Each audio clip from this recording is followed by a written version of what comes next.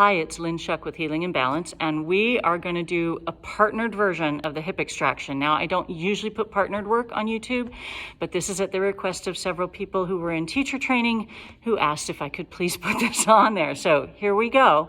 You need a partner, you need a belt.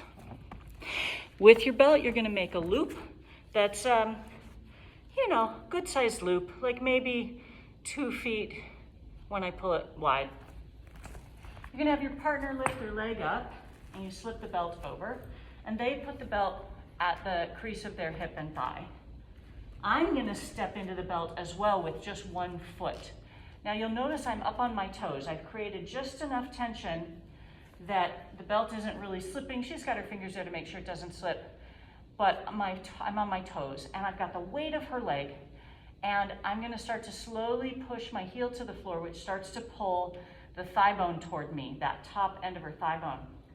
At the same time, I'm gonna start to push her leg a little higher because now she has space in the hip joint.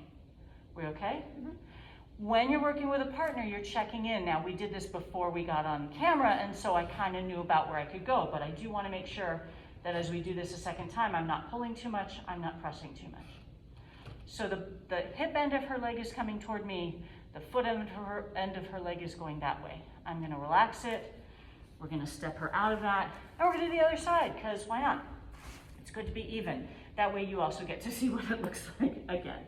So, we slide the belt till it's at the hip joint, and this leg has more flexibility. Notice I'm already higher. I still have the weight of her leg. I'm gonna pull my foot back so I'm up on my toes.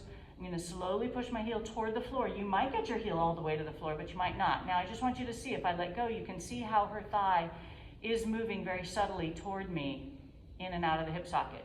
So now I'm going to keep that pressure, pulling her thigh bone out of the hip socket, and then lift her foot higher, because now that she has space, she can go much higher, even if you have tight hamstrings. Now we're doing this pretty high, close to a vertical leg.